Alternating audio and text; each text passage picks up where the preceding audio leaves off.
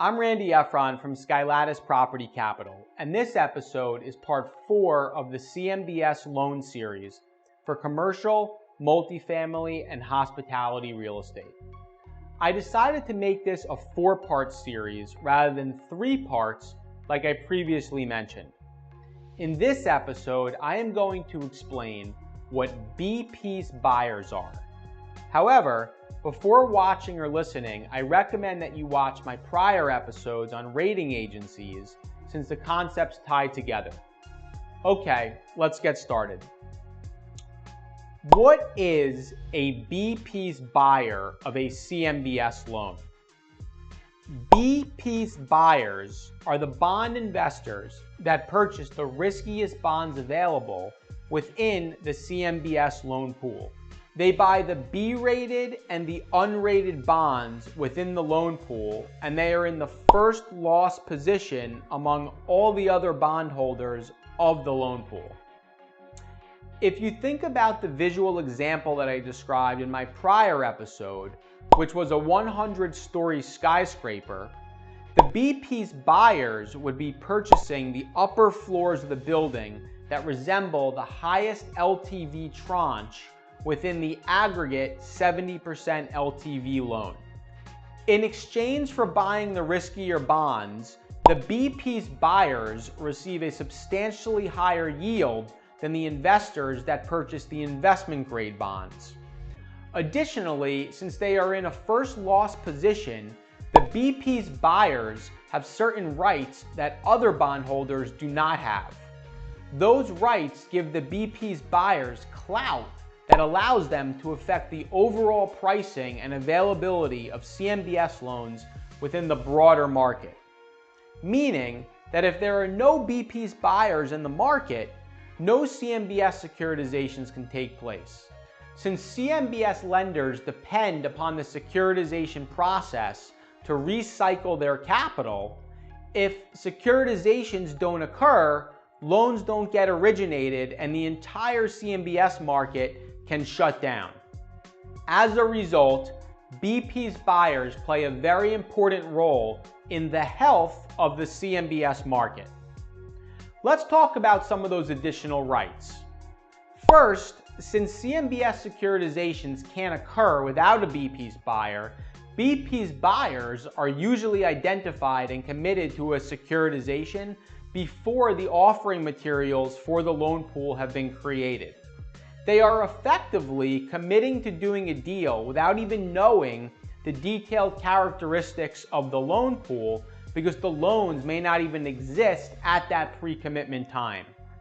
This is very different than the buyers of the less risky CMBS bonds who have offering materials to review before making an investment decision.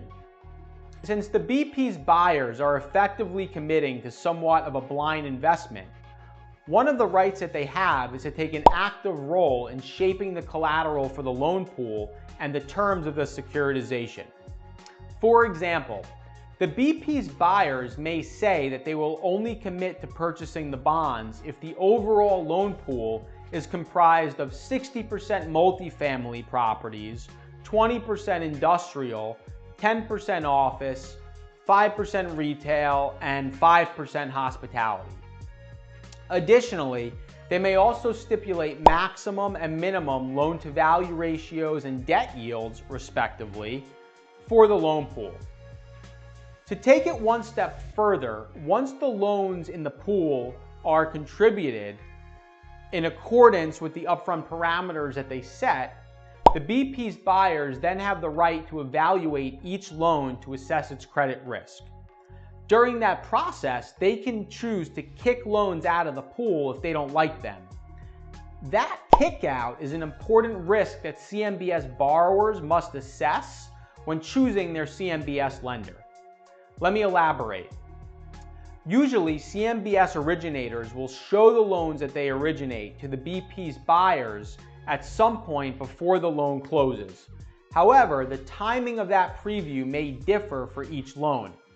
The CMBS loan originator and borrower may be working together towards a smooth closing, but then all of a sudden, the deal falls apart because the BP's buyer decides to kick it out of the loan pool. If the loan originator is unable to sell their loan into the loan pool, they are not going to make the loan in the first place because they run the risk of having to hold the loan on their balance sheet if they can't find another loan pool to sell the loan into. CMBS lenders make money by selling their loans after the loans are made, earning a spread, and then recycling the capital from the sale into the securitization to make more loans. With all of that being said, it's important for CMBS borrowers to know if a BP's buyer has been committed to the securitization prior to signing their term sheet with their lender. Furthermore, the borrower should ask their lender who the BP's buyer is and whether they have reviewed their loan. The borrower should try to minimize the risk of a kickout as much as possible upfront before spending a lot of time and money working on a loan that ultimately falls apart. The second additional right that BP's buyers have over other bond investors is that they have some level of control over the loan collateral after the securitization closes, provided that the value of their bonds does not cross a control threshold. The post-securitization control gives them the right to review and approve special servicing plans for loan modifications and workouts. As a reminder, CMBS pools have a master servicer that handles the day-to-day administration of the loan pool, and then a special servicer who works on troubled loans only. As long as the BP's buyer has control, they have consent rights over major decisions. Those major decisions also include the right to replace the special servicer. Since they can replace the special servicer, they technically have the power to dictate all special servicing decisions. Now, as I previously mentioned, these rights only remain in place if the control threshold is not crossed. If the value of the loan collateral goes down and loan write-offs are necessary, the BP's buyers are in the first loss position. Ultimately, if they need to write down their bonds to a principal balance that is below their control threshold, their control will transfer to the next class of bondholders that are in line. Think of the skyscraper example again. Figuratively speaking, the write-down causes floors 65 through 70 to be demolished, and now the bondholders of floors 60 through 64 are in control. The BP's buyer can also lose their control through certain affiliations with borrowers, property managers, and mezzanine lenders that have affiliations with the loan pool. BP's buyers can also lose control by selling their bonds. However, this topic is a bit more complex due to the rules that were imposed under the Dodd-Frank Act. I'm not going to talk about that in this episode, but just know that the Act requires the issuers of CMBS bonds to retain a portion of the bonds for at least 5 years after the date of the securitization closing. With that being said, the retention requirement can be fulfilled via a third-party purchaser. Now, while there are other things to elaborate upon with respect to BP's buyers and the Dodd-Frank Act, I'm going to stop here because I think that between this episode and my prior 3 episodes, you should have enough information to sink your teeth into. If you would like to stay informed about new episodes, please click like, subscribe, or follow. Alternatively, if you want to improve your capital raising process, reduce the cost of your debt or your equity, or add a real estate finance-oriented CFO to your team without incurring any overhead to do so, please send me an email at randy.efron@skylattice.com.